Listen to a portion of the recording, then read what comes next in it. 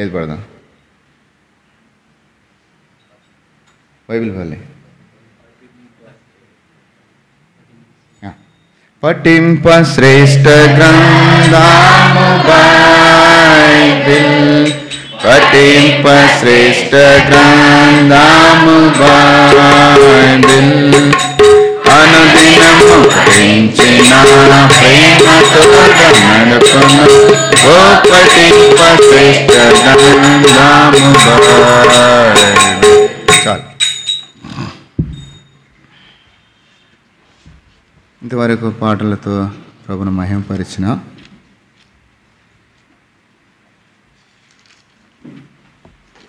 తర్వాత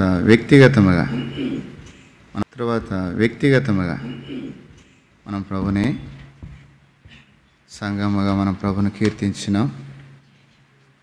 వ్యక్తిగతంగా మనం ప్రభుని ఆరాధిస్తాం. ఒకప్పుడు మన జీవితం ఎలా ఉంది అవి జ్ఞాపకం పెట్టుకొని ఇప్పుడు నేను ఏ స్థితిలో ఉన్నాను, దానికి కారణము ఎవరు ఎరిగిన వారమై కృతజ్ఞత కలిగి హృదయపూర్వకంగా ప్రభు అయిన యేసు ప్రభువారిని ఆత్మ కలిగి మనం ఆరాధిస్తాం. యెషయా గ్రంథము 35వ అధ్యాయం. బైబిల్ కలిగిన ప్రతి ఒక్కరు బైబిల్ తీయండి, చదువు వచ్చిన వారు పిల్లలు కూడా. యెషయా గ్రంథం 35వ అధ్యాయం, పేజ్ నెంబర్ పాత నిబంధనలు 596. మీ సెల్ ఫోన్లో దయచేసి సైలెంట్లో పెట్టుకోండి, అవసరం లేదంటే స్విచ్ ఆఫ్ వేసుకోండి. యెషయా గ్రంథం 35వ అధ్యాయం. అందరం కలిసి మొదటి 3 వచనములు మనం చదువుకుంటామంటే అందరం చదువుకుందాం. యెషయా గ్రంథం 35వ అధ్యాయం మొదటి 3 వచనాలు అందరం కలిసి చదువుకుంటాం. అరణ్యమును ఎండిన భూమియు సంతోషించి, అడవి ఉల్లసించి కస్తూరి పుష్పముల వలె పోయిన, అది బహుగా పోయిచు ఉల్లసించి సంగీతములు లెబానోను సౌందర్యం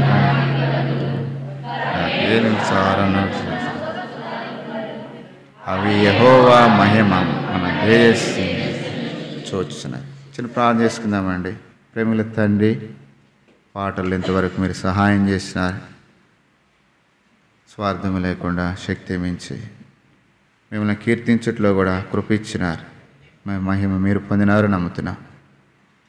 అయోగ్యుని నిష్ప్రయోజకుడు నిలబడిన ఆత్మచేత నింపి కేవలం ఒక పాత్రగా వాడుకొని ఆరాధికులుగా మమ్మల్ని సిద్ధపరుస్తారు. అలవాటుగా ఆచారంగా పెదవులతో కాకుండా హృదయం దూరంగా ఉండి ఆత్మ కలిగించి ఐక్యత చేయవచ్చా? ఒప్పింపబడిన వారమై కడగబడిన వారమై యథార్థంగా ప్రార్థించుటకు మాకు సహాయపడతారని నన్ను నీ స్వాధీనంలో ఉంచుకుంటున్నాను. మనుషులను ఆధారం చేసుకున్న పరిస్థితుల వైపు చూడకుండా నన్ను మమ్మల్ని రక్షించిన మా దేవ, రక్తము కార్చి ప్రాణం పెట్టి రాజ్యం సిద్ధపరుస్తున్న దేవ, భూమి మీద సజీవులుగా ఉంచి పోషిస్తున్న దేవ, మిమ్మల్ని ఆరాధించట్లో మాకు ఎంతైనా సహాయం చేస్తారు. నన్ను ఈ స్వాధీనంలో ఉంచుకుంటా. నా పేదలను అగ్నితో కాల్చి పవిత్రపరిచి కేవలం ఒక పాత్రగా వాడుకొని మహిమ మీరు మాత్రమే పొందుతారని ఆరాధికులుగా మమ్మల్ని సిద్ధపరిచినారని యేసు ప్రభు నామమున ప్రార్థించి అడిగి వేడుచున్నాం తండ్రి, ఆమేన్. చదువుకున్న భాగంలో ఒకరు చదవండి దయచేసి. బాగా చదువు వచ్చిన వారు.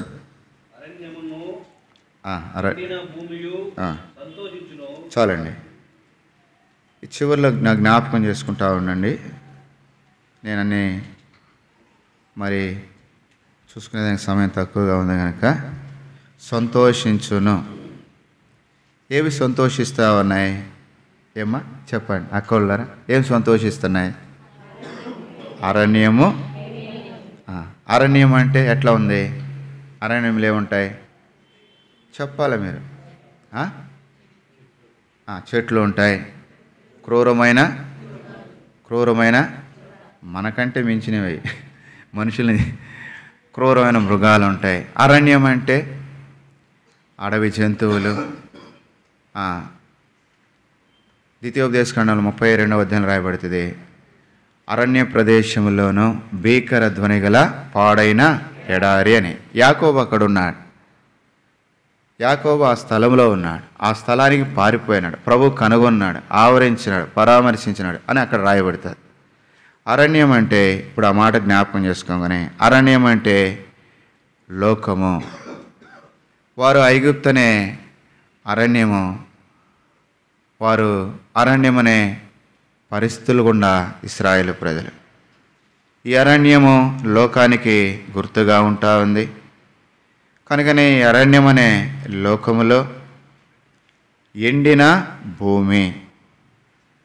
ఈ అరణ్యములో లోకములో చూస్తే భూమి ఏమైపోయిందంట? ఎండిపోయింది. ఈ లోకమనే అరణ్యములో ఉంటున్నాం. ఆనందం ఉంది, ఐశ్వర్యములు ఉన్నాయి, అందచందములు, ఆటపాటలు, భోగభాగ్యములు, ఏది ఈ లోకములో తక్కువ లేకుండా మానవుడు అనుభవిస్తూ ఉన్నాడు. అయితే అనుభవిస్తున్నాడు, కానీ వారిలో ఏమి లేదంటే సినిమాకి వెళ్తే 3 గంటల సంతోషం, అక్కోళ్ళు సీరియల్ చూస్తే 1 గంట సంతోషం, ఊరికి ఏదైనా షికారుకి వెళ్తే వారం రోజులు సంతోషం. ఈ సంతోషము కొద్ది గంటలు, కొన్ని దినాలు ఉంటుంది, కానీ అన్ని దినాల్లో సంతోషము ఎవరిలో ఉండటలే, కనబడట్లే.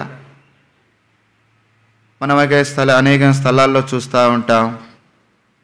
ట్రైన్లో, బస్సుల్లో లేదా నడిచిపోతూ ఉన్నప్పుడు పెద్ద పెద్ద చెట్లు ఉంటాయి. ఆ చెట్లు భూమిలో నాటబడి ఉంటాయి.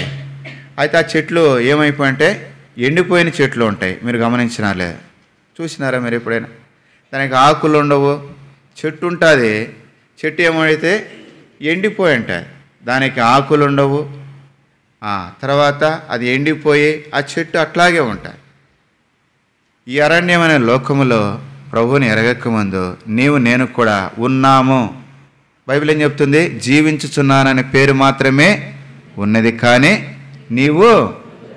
మనం మృతులమే, అంటే జీవము లేనివారం. ఆ చెట్టులో జీవం లేదు, ఉందంటే ఉంది ఆ చెట్టు. మనం కూడా లోకంలో ఉన్నామరా అంటే ఉన్నామంతే. యేసు ప్రభుని ఎరగక, సత్యమును తెలుసుకోలేక, పాపముని ఆశించి ప్రేమించి కనుకనే పాపంలో జీవించి పాతాళానికి సిద్ధముగా ఉన్న పరిస్థితులు. భూమి మీద ఉన్నామంటే ఉన్నాం. అయితే ఎండిన భూమి మనం చూస్తాం. వర్షం లేనప్పుడు ఆ నల్లరేగడ నేలలో భూమి ఏమైపోతుందంట? నెరలు విడుస్తూ ఉంటుంది, చీలిపోయి ఉంటుంది. నీరు లేక, చెట్టుకు నీరు లేక ఎండిపోయిన పరిస్థితులు. మనకు కూడా జీవం లేక ఉన్నామంటే ఉన్నామని చెప్పి ఆత్మీయమైన జీవం ఉంది, కానీ శారీరకమైన జీవం ఉంది, కానీ ఆత్మీయమైన అంతస్తులో లేని పరిస్థితులు, ఎండిపోయిన స్థితి. ఆ ఎండిన పరిస్థితుల్లో ఏమి లేదంట? సంతోషం. ఇప్పుడు కూడా మనం పాట పాడిన ఏం పాట పాడినామో? ఆనందము. ఒకప్పుడు ఉందా ఈ ఆనందము? చెప్పండి. ఆనందం కావాలంటే కొంతమంది డబ్బులు ఇచ్చి కొనుక్కుంటారు ఆనందాన్ని. ఆనందము అనుభవించేదాని కొరకై కొంతమంది డబ్బు ఖర్చు పెడతారు. అయితే యేసు ప్రభువుల్లో ఒకప్పుడు ఈ ఆనందం ఉందా? ఇక్కడ కూర్చొని ఇలాగా ఒకప్పుడు ఇలాగ ఆనందమించే పాటలు పాడినామా? ఆరాధించామా? ప్రార్థించినామా? మన నోట మంచి మాటలు ఉన్నాయా? జీవగ్రంథం చదివినామా? సత్యమును అనుసరించినామా? పవిత్రంగా జీవించినామా? పరిశుద్ధంగా బ్రతికినామా? మన కనులు అపవిత్రమైన చూచినాయి, పెదవులు అపవిత్రమైన మాట్లాడినాయి, శిరస్సు అపవిత్రమైన ఆలోచనలు కలిగి, శరీరం అపవిత్రమైన వాటి కొరకై వేగరపడే ఎన్నో పరిస్థితులు. అటన్నిటిని బట్టి మానవునికి ఎండిపోయిన జీవితం. లోకమనే అరణ్యములో ఉన్నామని చెప్పుకొని లోక ఆశలను బట్టి జీవం లేక ఎండిన స్థితి. అయితే ఇక్కడ ఈ దినం మనం చూస్తూ ఉన్నాము. ఏమైపోతుందంట? సంతోషించును. ఎండిన భూమి సంతోషిస్తూ ఉంది. మన సంఖ్యాకాండంలో జ్ఞాపకం చేసుకుంటే ఎండిపోయింది ఎట్లాగా సంతోషిస్తుంది? ఎండిపోయినది ఎలాగ సంతోషిస్తుంది అంటే, మనం అనేకులను జ్ఞాపకం చేసుకుంటే చివరి సమయంలో యేసు ప్రభు నమ్ముకున్న వారు ఉన్నారు. సిలువలో దొంగ ప్రభుని అడిగినాడు. ఏమని అడిగినాడు? నీ రాజ్యములో నన్ను నేడు నీవు నాతో కూడా. కనుకనే ఎండిపోయిన స్థితి, పాపములో జీవించే జీవితము. చివరిలో పశ్చాత్తాపడినాడు. మనం కూడా ప్రభుని ఎరగకముందు ఎన్ని పరిస్థితులు గుండా వెళ్ళిపోయి ఉంటాం. ఉందా ఒకప్పుడు ఈ సంతోషము, ఒకప్పుడు ఉందా ఈ ఆనందము, ఒకప్పుడు ఇలాగో మనం ప్రభు ఇంట్లో కూర్చొని పాటలు పాడగలిగినామా, ప్రభుని ఆరాధించగలిగినామా? ఎండిపోయిన జీవితము. అయితే ఎండిపోయిన జీవితం ఎక్కడికి వచ్చినప్పుడు సంతోషించింది? ఎక్కడికి వచ్చినప్పుడు? ప్రభు అయిన యేసు ప్రభుని అంగీకరించినప్పుడు, పాపములు ఒప్పుకున్నప్పుడు. హృదయంలో పాపం ఉంటే జీవితాంతం భయమే. హృదయం కడగబడినప్పుడు ఎల్లప్పుడూ సంతోషమే. ఎల్ల వేళలందు కష్టకాలం మందు వల్లభుండ యేసు స్తుతింతు. కనుక దొంగతనం చేసినాడు, ఎప్పుడు పోలీసుడు వస్తాడో, ఎప్పుడు వస్తాడో భయం ఉంటుంది. ఎందుకు ఈ సంతోషం అంటే యేసు ప్రభుని అంగీకరించిన, పాపములు ఒప్పుకున్నాం, ప్రభు రక్తము చేత కడిగినాడు, మనల్ని పరిశుద్ధపరిచినాడు. యేసు ప్రభు వారిని ఎరిగి పాపములు ఒప్పుకొని మనం ప్రభు ఇంట్లో ఉన్నాం కనుక ఈ సంతోషం అనుభవిస్తూ ఉన్నాం. లోకంలో ఉన్న సంతోషం మరలా ఉంటుందా చెప్పండి? లోకంలో ఉన్న సంతోషం మరలా ఉంటుందా? దేవుని ఇంట్లో ఉన్న సంతోషం, కష్టాలు వచ్చినప్పుడు బైబిల్ చదివితే, ప్రార్థన చేస్తే, ప్రభుని జ్ఞాపకం చేసుకుంటే ఎంత సంతోషం ఉంటుంది. బాధలు మర్చిపోతాం, కష్టాలు మర్చిపోతాం. ఎండిన జీవితము, అరణ్యమనే లోకములో ఎండిన పరిస్థితుల్లో ఎక్కడికి వచ్చినప్పుడు మనము సంతోషించిన సంఖ్యాకాండం 17వ అధ్యాయం. సంఖ్యాకాండము 17వ అధ్యాయం చదవండి 8వ వచనం. మరునాడు మోషే వెళ్ళి చూడగా అహరోను కర్ర చిగిర్చిండెను. అది చిగుర్చి పువ్వులు పూసి మూడంతల అనుభవం. ఇక్కడ చదువుకున్న భాగంలో కర్ర చిగిర్చి ఉండేను అని. కర్ర ఎట్లా చిగురిస్తుంది కదండి చెప్పండి? కర్ర అంటే నరకబడింది కనుకనే ఎండిపోయింది. ఎండిపోయింది ఎక్కడ పెడతారు? అగ్నిలోకి వేయాల్సిందే. ఎక్కడికి వెళ్ళాల్సిందే? ఎండిపోయిన కర్ర. మనము కూడా ఒకప్పుడు ఎండిన జీవితం, జీవము లేని జీవితం, ఆత్మీయమైన అంతస్తులు విలువలను ఎరగని జీవితం, ఎండిపోయిన జీవితం. ఎండిపోయిన మనము మన పాపములను బట్టి మనం ఎక్కడికి వెళ్ళాలా? పాతాళానికి వెళ్ళాలి, తప్పదు. అయితే ప్రభు అయిన యేసు ప్రభు వారు ప్రేమ గలవాడు. అందుకని ఆరంభంలో అన్న పాట పాడినాడు, ఓ యేసు ప్రభు ప్రేమ. ఒకప్పుడు నీలో నాలో కూడా జీవం లేదు, సత్యమని ఎరగల, అపవిత్రత, జన్మ పాపము ఒకటి, కర్మగాలి చేసిన పాపములు అనేకములు. ఆ పాపములకు తప్పకుండా శిక్ష రావాల్సిందే, పాతాళములో ఉండవలసిందే. అయితే పాతాళములో మానవుడు ఇండుట ఇష్టము లేదు గనక ఆ ప్రభువైన యేసు ప్రభువారు పరిశుద్ధుడు, పరమును విడిచి, దేవదూతలను విడిచి, అత్యున్నత స్థానం విడిచి మానవుడిగా భూమి మీద జన్మించి మనందరి శిక్ష సిలువలో ఆయన మోయుటకై ఇష్టపడినాడు, మనకి జీవం ఇచ్చేదాని కొరకై. యోహాను సువార్త 1వ అధ్యాయం 4వ వచనంలో ఏం రాయబడుతుంది? ఆయనలో జీవం ఉంది. ఎవరిలో జీవం ఉందంట? ప్రభువులో జీవం ఉంది. మట్టిని తీసుకున్నాడు, బొమ్మను చేసినాడు, ఆయన నాసికారంధ్రములో జీవ వాయువుగా నరుడు కనుకనే మట్టిలో జీవముంది. మనకు జీవం ఇచ్చినాడు, మనల్ని జీవింపజేస్తా ఉన్నాడు. మన జీవితం ఒకప్పుడు ఎండిపోయింది, పాపమును బట్టి, జన్మ పాపమును బట్టి, కర్మ పాపమును బట్టి ఎండిన కట్టి అగ్నిలోకి వెళ్ళాలా. అయితే ప్రభు అయిన యేసు ప్రభువారు ఎలాంటి వాడండి? ఎలాంటి వాడు? జీవమిచ్చాడు. అంతకంటే ఆయన ఎలాంటి వాడు? ప్రేమ గలవాడు. ఎలాంటి వాడు? కసాపురం వాళ్ళు చెప్పాలా ఎట్లా ఉండాలంటే, ఎంత బాగా పాడతారు మీరు కసాపురం. మీ గురించి నేను బాగా చెప్తాను, బాగా తిడతారు కొన్ని స్థలాల్లో. మీరు అట్లాంటి వాళ్ళు కాదు. మీ ఇంటికి వస్తే నాకు అర్థమవుతుంది.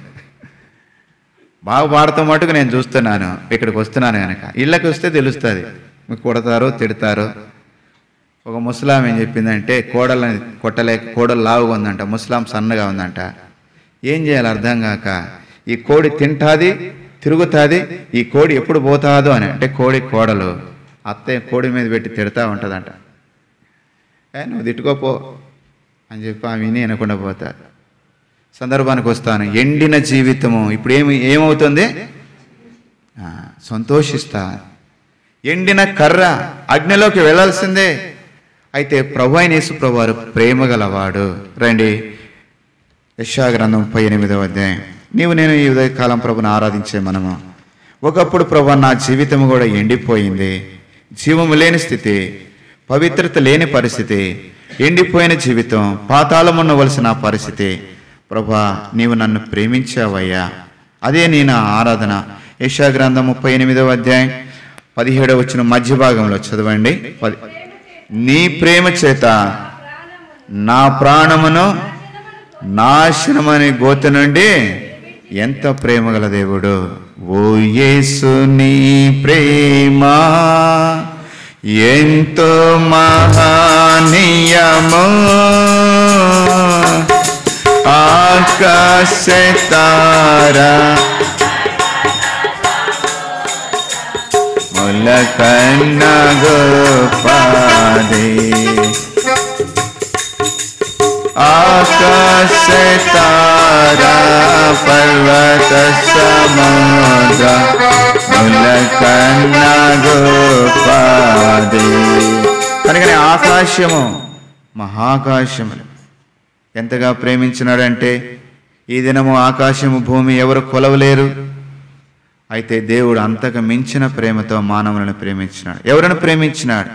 ఎండిపోయి జీవము లేక పాతాళములో అగ్నిలో ఉండవలసిన మానవుని ప్రభు అయిన యేసుక్రీస్తు ప్రభు నీ ప్రేమ చేత నా ప్రాణము నాశనమనే గోతిలోకి వెళ్లకుండా, నేను అగ్నిలోకి వెళ్లకుండా ప్రభా నీవు నన్ను ప్రేమించావయ్యా. నువ్వు నన్ను ప్రేమించకపోతే అగ్నిలో కాలిపోయేవాడిని, పాతాళంలో కేకలు వేయాల్సిన పరిస్థితి. నన్ను ఎంతగా ప్రేమించావు, నా స్థితిని నువ్వు వెరుగనాయన్నావు, నా పరిస్థితులను వెరుగనాయన్నావు. నా జీవితంలో ఎండిపోయి జీవము లేక నా పాపమును బట్టే.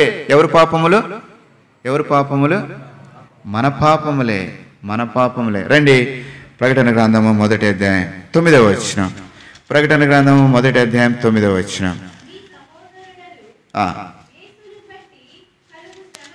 అక్క నన్ను క్షమించండి. 1 యోహాను రాసిన పత్రిక 1 అధ్యాయం 9వ వచనం. మన పాపములు చాలండి. ఎవరు పాపములు? మనయే, నా పాపములే. ఎందుకు ఎండిపోయినావంటే నా పాపమే, పాపమును బట్టి పాతాళమే, తప్పదు. అయితే నీ ప్రేమ చేత అనే మాట జ్ఞాపకం చేసుకున్నాం. ఎంత ప్రేమ గల దేవుడు. ఈ ఉదయం ఆరాధిస్తున్నావంటే ప్రభునే. నిజంగా ప్రభు నిన్ను ఎంతగా ప్రేమించినాడు. ఒక్కసారి ఆ ప్రభుని జ్ఞాపకం చేసుకో. ప్రభా నాలో జీవము లేనప్పుడు, నేను ఎండిపోయిన పరిస్థితుల్లో ఉన్నప్పుడు, ఫలభరితంగా లేనప్పుడు, కనుకనే కాయలు లేనప్పుడు, ఆ ఆకులు లేనప్పుడు, పచ్చగా లేనప్పుడు, ఈ దినము కుటుంబాలు పచ్చగా ఉన్నాయి, పిల్లలు పచ్చగా ఉన్నారు, అనేకులు సంతోషిస్తున్నారు, అనేకులు ఆనందిస్తున్నారు. కేవలం ప్రభు యొక్క ప్రేమ. ఆ ప్రేమను జ్ఞాపకం చేసుకుందాం. ఆ ప్రభువు నిన్ను నన్ను ప్రేమించినాడు గనక, నీ కొరకై నా కొరకై సింహాసనం విడిచి సిలువకు వచ్చినాడు గనక, సిలువలో రక్తము గార్చినాడు గనక, ఆ రక్తము ద్వారా యేసుక్రీస్తు రక్తము ప్రతి మనల్ని కడిగినాడు గనక, శుద్ధీకరించినాడు గనక ఆయన మనం ఆరాధిస్తా ఉన్నాం. ఒకప్పుడు మనం ఎలాగున్నామో, ఎండిపోయిన స్థితిలో, జీవం లేని స్థితిలో, కల్మషముతో ఉన్నాం. పైకి బాగున్నాం, అంతరంగంలో పాపాలు అలాగే ఉన్నాయి. అబ్బా ఎంత బాగున్నాడు, పైకి ఎంత రమ్యముగా ఉన్నాడు, లోల అంతరంగంలో చెడిపోయిన హృదయము. కనుక మనస్సు మంచిది కాదు అన్న. ఈడు మనిషి మంచోడే కానీ మనసు, ఎంతమంది మనసు మంచిది కాదు. ప్రియమైన వారా, ద్వంద్వ మనస్సులు, రెండు మనస్సులు. తాగుబోతాడు కనుకనే వాడు తాగితే లోన ఒకడు ఉంటాడు, బయట ఒకడు. వాడు నేడే వాడికి శత్రువుగా కనపడతాడు. కనుకనే వాడు నీడను వాడు చూసుకొని ఏరా నన్ను కొడతామని చెప్పి వాడి కాలుతో ఆ నీడను కొట్టుకుంటా ఉంటాడు. ఎన్నో భయంకరమైన పరిస్థితులు. ప్రభా యేసు ప్రభువుని నువ్వు ఆరాధించబోతున్నావంటే, ప్రభా ఎండిన భూమి ఈ దినము సంతోషిస్తుంది. నా జీవితంలో ఎండిపోయిన పరిస్థితి కనుక మా ఇంటిలో సంతోషం లేని పరిస్థితులు, పాపములను బట్టి, మిమ్మల్ని అంగీకరించను బట్టి, ఈ దినము నీ ప్రేమ చేత మేము ప్రేమించావు గనక మా పాపములను బట్టి మాకు శిక్ష నువ్వు విధించలేదయ్యా. మాకు శిక్ష మేము విధించకుండా నీవుని సిలువనెక్కి ఆ ప్రభువైన యేసు ప్రభువారు నీ కొరకాయ నా కొరకాయ ఆ సిలువలో ఆయన రక్తము కార్చవలసి వచ్చింది. ఆ యొక్క ఎండిపోయిన కర్ర ఏమైపోయిందంట? చిగురిచ్చి ఈ దినము ఎంత చిగురు. కనుకనే రెండోది రాయబడితే పువ్వులు అంటే ఆనందము. ఆదికాండం 21వ అధ్యాయంలో రాయబడుతుంది, ఆమె నోట ఏముందంట? నవ్వు ఉంది. కారణము కుమారుడు జన్మించినాడు. ఒకప్పుడు ఎండిపోయిన జీవితం, ఫలము లేని జీవితము, శోకము, గర్భశోకము, ఆనందం లేని జీవితం, సంతోషం లేని జీవితం. అయితే ఆమె నోట నవ్వు ఉంది. ఈ ఉదయకాలం ప్రభుని ఆరాధించే మనము, ప్రభువా ఎండిపోయిన నా జీవితాన్ని చిగురింపజేసి నాకు జీవం ఇచ్చి, అనగా గొప్ప రక్షణ మీరు నాకు అనుగ్రహించినారు. కారణము నీ ప్రేమ చేత. ఎవరి ప్రేమ అన్నది? ప్రభు యొక్క ప్రేమ. ప్రభు ప్రేమను బట్టి మనం ఎరిగి ఈ ఉదయకాలము ఆ ప్రభు అయిన యేసుక్రీస్తు ప్రభువారిని ఆరాధిస్తాం. నాకు ఆనందం ఇచ్చిన దేవా, నాకు జీవం ఇచ్చిన దేవా, నా పాపములు ఒక్కటి కూడా జ్ఞాపకం చేసుకునకుండా నాకు రక్షణ ఇచ్చిన దేవా. చూడండి, ఒక మాట జ్ఞాపకం చేసుకుందాం. యెషయా గ్రంథం 27వ అధ్యాయం. ఎందుకంటే ఆ ప్రభుని మనం ఆరాధిస్తున్నామంటే ఒకప్పుడు ఈ సంతోషం లేదు, ఒకప్పుడు ఈ ఆనందం లేదు. అయితే ఈ దినము ఆయన మనల్ని ప్రేమించినాడు గనక యెషయా గ్రంథం 26వ అధ్యాయం 27వ అధ్యాయం 6వ వచనం. రాబో దినములలో యాకోబు వేరు పారెను, ఇశ్రాయేలు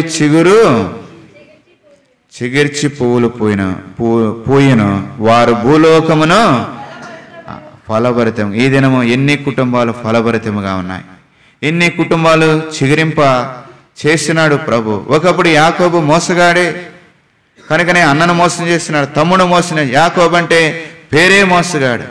అయితే యాకోబును యేసుక్రీస్తు ప్రభువారు మలాకి రాసిన పుస్తకం 1వ అధ్యాయం 2వ వచనంలో నేను యాకోబును ప్రేమించి తినే అని ప్రభు అన్నాడు. ప్రభు నిన్ను నన్ను ప్రేమించినాడు. యాకోబును ప్రేమించినట్లు ఎండిన మన జీవితాలనే అగ్నిలోకి వెళ్లకుండా నిమిత్తమై నేను యాకోబును ప్రేమించినాను. చూడండి, ఆ మాట చదవండి. మలాకి చదవక. యెహోవా సెలవిచ్చినది ఏమనగా,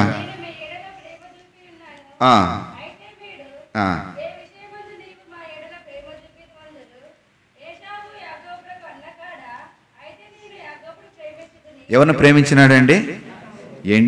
ఎండిపోయిన జీవితం, మోసకారులని, దొంగలని, నరహంతకులని, త్రాగుబోతులని, అనేకమైన పాపములను చేసిన వారిని లూకాసు వార్త 19:10 ప్రకారం నశించిన దానినే రక్షించుటకై రక్షకుడుగా ఈ లోకానికి వచ్చినాడు. అందుకే ఈ ఉదయకాలం మనం ప్రభుని ఆరాధిస్తాం.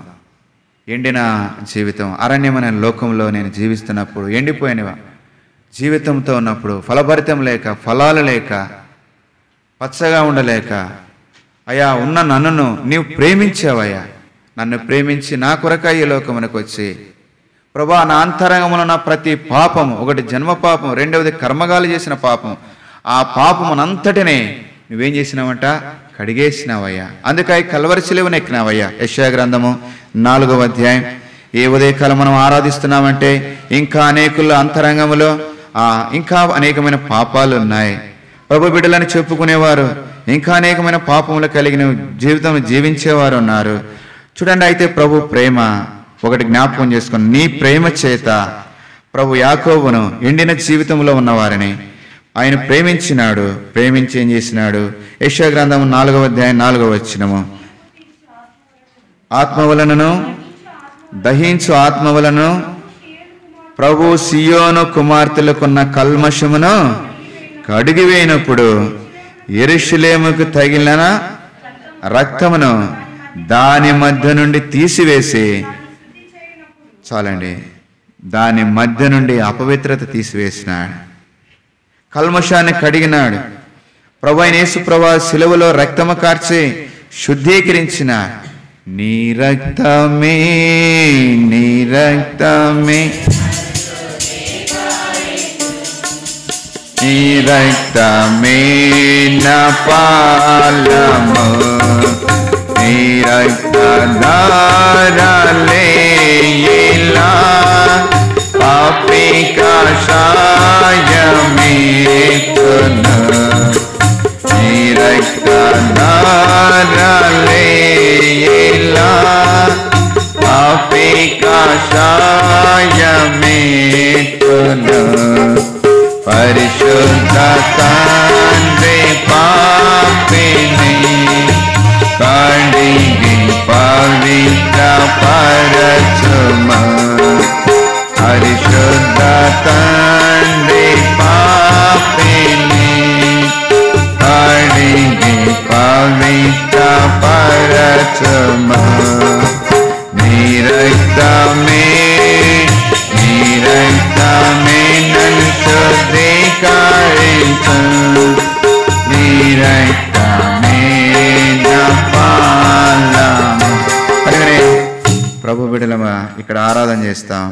బయటికి వెళ్ళి ఎన్ని బూతు మాటలు, ఎన్ని చెడ్డ మాటలు, ఎన్ని వంకర మాటలు.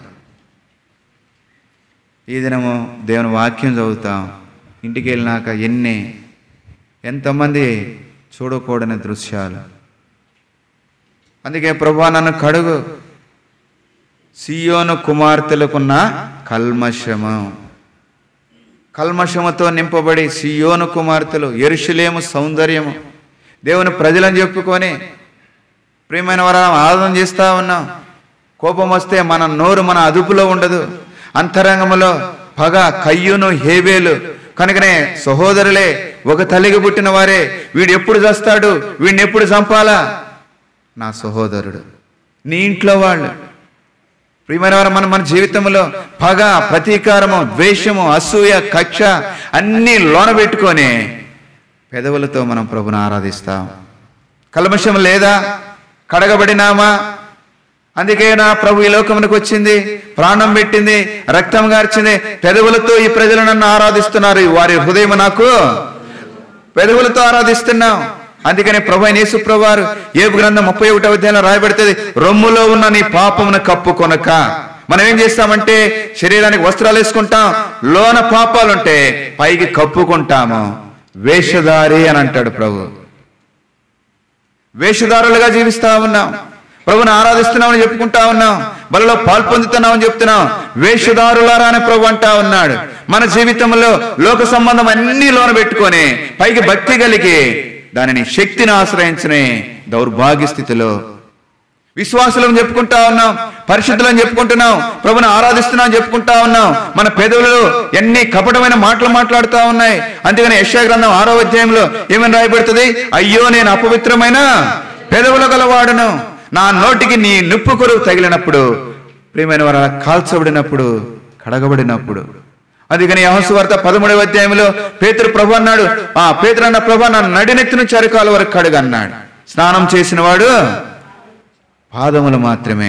ఏది అపవిత్రమైందో వారమంతా బయట తిరిగి వచ్చినావు, నీవేం చూసి వచ్చినావు, ఏం మాట్లాడొచ్చినావు, ఏం తలంచి వచ్చినావు, ఏం పట్టుకొని వచ్చినావు, ఎక్కడ తిరిగి వచ్చినావు, ఏది చేసి వచ్చినావు, ఇక్కడికి వచ్చి ధవళవర్ణుడు, రక్తవర్ణుడు, పరిశుద్ధుడు, ఎంత వర్ణిస్తాం. ఇదా ఆరాధన? ఇదే ప్రభుకి ఇష్టకరమైన ఆరాధన? ఇది ప్రభుని సంతోషపెట్టే ఆరాధన? సియోను కుమార్తెలకున్న కల్మషమునే నేను కడుగుతానన్నాడు. కడిగే దాని కొరకై యెషయా గ్రంథం యెహెజ్కేలు గ్రంథం 36వ అధ్యాయంలో రాయబడుతుంది, ఆయన శుద్ధ జలము వారి మీద చల్లి అని అంటాడు. సిలువనెక్కినాడు, సిలువలో చివరబట్టు వరకు నీటిని చివరబట్టు వరకు కార్చి కట్టిన హృదయాలని, బండబారిన హృదయాలని, అంతరంగంలో దాగిన పాపముని. యెహెజ్కేలు గ్రంథము 36వ అధ్యాయం. ఈ ఉదయకాలం నువ్వు ఆరాధించబోతున్నావు, పెదవులతో ఆరాధిస్తున్నావేమో, పైకి భక్తిగా నటిస్తూ ఇంకా నీ జీవితాన్ని నష్టపరుచుకుంటున్నావేమో, అంతరంగంలో పాపం పెట్టుకొని నేను పవిత్రుడును, నేను పరిశుద్ధుడని అనుకొని నువ్వు భ్రమపడుతున్నావేమో. ఓ సహోదరి, ఈ ఉదయకాలం నీ ప్రభువు నీ హృదయాన్ని చూస్తా ఉన్నాడు. ప్రభు నీతో మాట్లాడుతుండగా ప్రభుని ఆరాధించబోయే నీవు ఎలాగుంటా ఉన్నావు? యెహెజ్కేలు గ్రంథం 36వ అధ్యాయం 25వ వచనం, మీ అపవిత్రత యావత్తు పోవునట్లు నేను మీ మీద శుద్ధ జలమును చల్లుదను,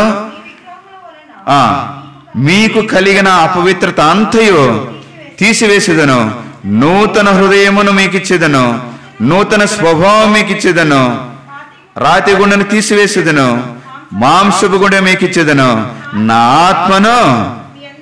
కనుకనే ప్రియమైన వారా, నూతన హృదయము, నూతన స్వభావం, నూతన ఆత్మ మీ అందించాలని ప్రవిష్టపడుతున్నాడు. నేను విశ్వాసిని, 70 సంవత్సరాలు నాకు, 60 సంవత్సరాలు నాకు, అంతా నాకు తెలుసు. నీ హృదయం అంతా కంపే. ఎందుకో తెలుసా? లోనందో ఒకటి. ప్రభు దగ్గరికి వచ్చావు, విడిచిపెట్టు. ప్రభు నిన్ను కడగాలనుకుంటున్నాడు, ప్రభు నిన్ను ఆహ్వానిస్తున్నాడు.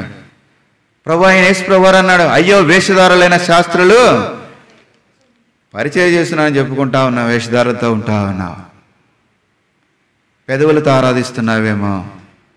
ప్రభు దగ్గరికి వచ్చిన మనము, ప్రభుని ఆరాధించే మనము సియోను కుమార్తెలకున్న కల్మషం ఎందుకో తెలుసా? నీ ప్రేమ చేత. ఆ ప్రేమ ఎందుకంటే నువ్వు ఎండిపోయినావు, నీలో జీవము లేదు, చెట్టు పచ్చగా లేదు, నీళ్లు పోయాలా, ఎరువేయాలా, మరలా దాన్ని బ్రతికించాలా? ప్రభు అయిన యేసు ప్రభు ఎంత ప్రేమగల దేవుడు. ప్రభుని ఆరాధించబోతున్నాం, ఆరాధించమని మనం యాంత్రికంగా వెళ్ళిపోతున్నామా? ఒక్కసారి ఆలోచిస్తాం. నా ప్రభు నన్ను ఎంతగా ప్రేమించినాడంటే సింహాసనం విడిచినాడు, సిలువకు వచ్చినాడు. అంటే ఎంతగా తగ్గించుకున్నాడు, ఎంతగా దీనుడైనాడు, ఎంతగా రిక్తుడైనాడు, ఎంతగా తను సిలువకు అప్పగించుకున్నాడు. గాండించి ఉమ్మేస్తే తుడుచుకున్నాడే, పిడిగుద్దులు గుద్దించుకున్నాడే, చెంపల వెంట్రుకలు పెరికించుకున్నాడే, వీపంతా నాగడి చాళ్ళవలే దున్నబడినదే. ఎవరి కొరకు? నీ కోరకే, నా కోరకే యేసు చావండే సిలువపై. నీ కోరకే, నా కోరకే నేనే నీ పాపములో పోకో, నీ పాప డాగులు తోడుచుకో. నేనే నీ పాపములో పోకో, నీ పాప డాగులు తోడుచుకో. నీ ఆత్మ తనువుల శుద్ధి పరచు, నీ ఆత్మ తనువుల శుద్ధి పరచు. క్రీస్తు యేసు రక్తము. ప్రభువా, నీ రక్తం నా మీద ప్రోక్షించు. నేను విశ్వాసం అనుకొని చెప్పుకొని నేనెంత భ్రమలో ఉన్నాను. అయితే నా అంతరంగములో రాతి హృదయం ఉందయ్యా, కఠినమైన హృదయం ఉందయ్యా. నా హృదయం బండబారిపోయిందయ్యా, చలనం లేదయ్యా. ప్రభుని ఆరాధించేవాను పెదవులతో ఆరాధిస్తున్నావేమో. సియోను కుమార్తెలను కల్మషమును కడిగి వేసేదను. ప్రభు కడగాలని ఇష్టపడుతున్నాడు, అందుకే కల్వరి శిలువను ఎక్కినాడు. ఆయన ఈడ్చినాడు, చివరి బొట్టు వరకు రక్తం నీటిని ఆ సిలువలో కార్చినాడు. యెరూషలేము వీధుల్లో వీడవబడినాడు. ఆయన పరిశుద్ధుడు. ఆయన నోటి మాట చేత కూడా పాపము చేయన పరిశుద్ధుడు. నడినెత్తి నుంచి అరికాల వరకు పాపముతో నింపబడిన నన్నును నీ ప్రేమ చేత నన్నెంతగా ప్రేమించిన, నిన్నెంతగా ప్రేమించిన ఎవరైనా ప్రేమిస్తారా? ఒక్క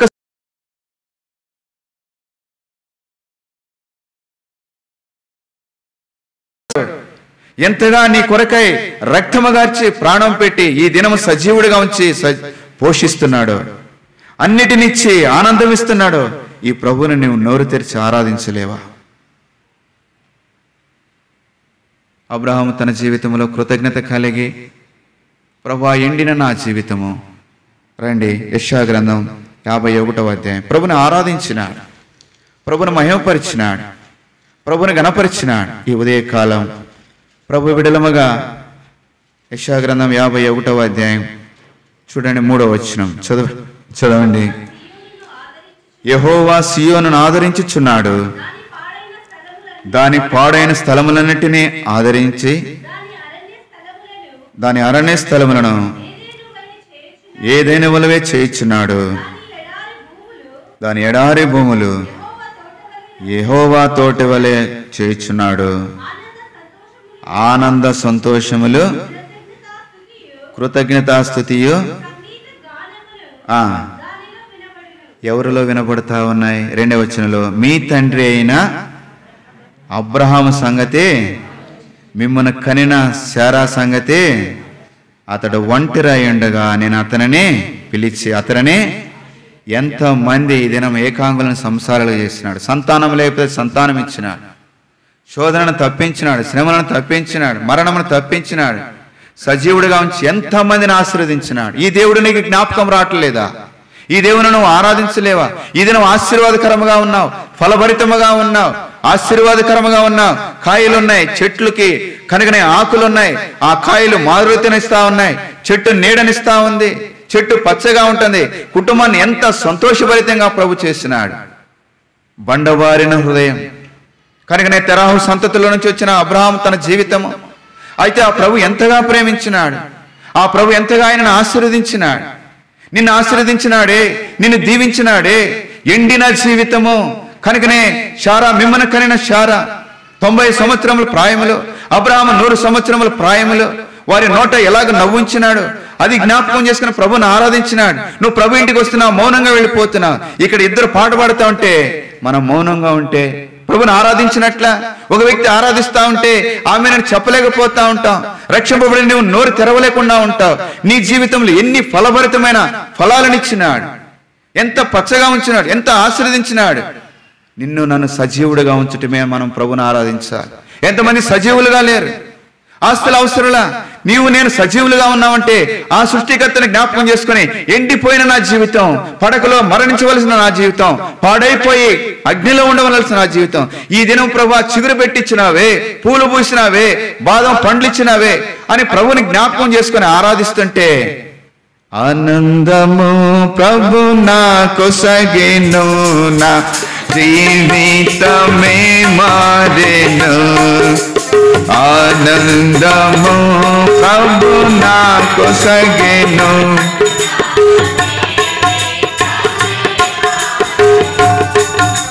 నా ఇల్లమందు యేసు వచ్చెను, జీవిత రాజా. ఆ ఇంట్లో సంతోషం, ఆ ఇంట్లో ఆనందము. కుటుంబంలో కూర్చొని కుటుంబ ప్రార్థన, పాటలు, వాక్య ధ్యానం, ఎంత సంతోషం. వీళ్ళకి ఆయన పిచ్చి పట్టిందా? ఎప్పుడు ఆ వీధిలో పోతా ఉంటే ఎప్పుడు ఆ ఇంట్లో పాటలు వినబడతా ఉంటాయి, ఎప్పుడు ప్రార్థన అనేది వినబడతా ఉంటుంది, ఎప్పుడు మంచి మాటలు వినబడతా ఉంటాయి. ఎంత సంతోషం. ఎవరిచ్చారు ఆ సంతోషం? ఎండిన నీ జీవితం, బండవారిన నీ హృదయం. అయితే ఈ దినము నూతన హృదయం, నూతన ఆత్మ, నూతన స్వభావం. నయమాను యోర్ధానులో మునిగినప్పుడు కుష్ఠరోగం పోయింది. నీటి బాప్తిసం ద్వారా, ప్రభు రక్తము ద్వారా కడగబడినప్పుడు దేహం అంతా శుద్ధీకరించబడి కుష్ఠంతా పోయి పాపపు కుష్టు పసిపిల్లవాని దేహం వలె ఎంతగా ప్రభు మార్చినాడో జ్ఞాపకం చేసుకొని నీవు ఇక్కడ నేను ఆరాధిస్తున్నావు అనుకుంటున్నాము. సర్వలోకము భూమి మీద ప్రభుని ఆరాధిస్తుంది, పరలోకములో కూడా దూతలు ప్రభుని ఆరాధిస్తున్నారు. యెషయా గ్రంథము 6వ అధ్యాయం. ప్రభు ఇచ్చిన రక్షణను బట్టి భూమి మీద ప్రజలు, పరలోకములో ప్రభుతో కూడా మరి దేవదూతలు ఆ ప్రభుని ఆరాధిస్తున్నారు. ఎండిన జీవితములని చిగురింపజేసిన దేవా, ఆశీర్వదించి పచ్చగా ఉంచిన దేవా, నీ ప్రేమ చేత మమ్మల్ని రక్షించి మాకు భూమి మీద సజీవులుగా ఉంచినని వారు ఆరాధిస్తూ ఉన్నారు. యెషయా గ్రంథం 6వ అధ్యాయం 3వ వచనం. వారు యెహోవా పరిశుద్ధుడు, పరిశుద్ధుడు, పరిశుద్ధుడు, సర్వలోకము ఆయన మహిమతో నిండి ఉన్నదని ఏం చేస్తున్నారు? ఇంటికాడ బాగా బిర్యానీ తింటాను, వండలేదని తిడతాను, తేలేదని తిడతాను, ఇక్కడికి వచ్చి మౌనంగా ఉంటున్నాను. గొప్ప స్వరముతో పాటలు పాడుతున్నావా? ప్రభుని ఆరాధిస్తున్నావా? పైన రాయబడుతుంది, ఏమని రాయబడుతుంది? అత్యున్నతమైన సింహాసనమందు ప్రభు ఆసీనుడై ఉండగా నేను చూచితిని. దేవదూతలు ప్రభుని ఆరాధిస్తూ ఉన్నారు. ఆయన సింహాసనాసీనుడని సర్వలోకము కూడా గాన ప్రతిగానములతో ప్రభుని ఆరాధిస్తూ ఉన్నారు. ఈ ఉదయకాలము నీకిచ్చిన రక్షణ ప్రభువా, అరణ్యం అనే లోకములో నా జన్మ కర్మ పాపములను బట్టి నేను ఎండిపోయి అగ్నిలో ఉండవలసిన నీ ప్రేమ చేత నన్ను ప్రేమించేవే. నా కొరకు సింహాసనం విడిచి సిలువకు వచ్చి రక్తమంతా కార్చి శుద్ధ జలము నా కొరకై కార్చి నన్ను శుద్ధీకరించి పవిత్రపరిచావే. ఏమి ఇవ్వాలయ్యా? నేను ఏమి ఇవ్వలేను. వేలాది పొట్టేళ్ళు ఇవ్వలేను, వెండి బంగారం లేవను, విరిగిన నలిగిన హృదయం నీకు అర్పిస్తున్నానని ప్రతిష్ఠించుకుని ప్రభుని ఆరాధిస్తుంటే దూతలతో ప్రభు సంతోషిస్తాడు. నీ అంతరంగంలో అధికమైన సంతోషం ప్రభు ఇస్తాడు. దాని కొరకై ఆయనే లోకమునకు వచ్చి ఎన్ని శ్రమలు అనుభవించినాడు. సిలువలో ప్రాణం పెట్టినాడు, సిలువలో చనిపోయినాడు, సమాధి చేయబడినాడు, తిరిగి లేచినాడు 3వ దినమున. పరలోకంలో నీ కొరకు నా కొరకై విజ్ఞాపన చేస్తున్నాడు. ఈ సంతోషం ఎవరిచ్చినారో ఆ ప్రభుని జ్ఞాపకం చేసుకున్నాం. మనం ఏం చేయాలా? ఇంటికాడైతే మమ్మీ నాకు బట్టలు తేలేదు, ఫీజులు కట్టలేదని కొట్లాడతారు కదా. ఆమెనని చెప్తే ఆరాధన మీరు కూడా ఆమెనని చెప్పండి. సమయం లేకపోవచ్చు కొంతమందికి. ఒక వ్యక్తి ఆమెనని చెప్తే ఆరాధించి మీరు కూడా చెప్తే అది ఎంత సంతోషం. సర్వలోకము గొప్ప ఏ స్వరం అంట? వాళ్ళకి అంతర్ గింగురుమనాలి. అలాంటి ఏకస్వరముతో ఆమెనని చెప్తే ఆ ప్రభు మహిమ పొందుతాడు. అట్టి కృప కలిగి మన ప్రభుని ఆరాధిస్తాం.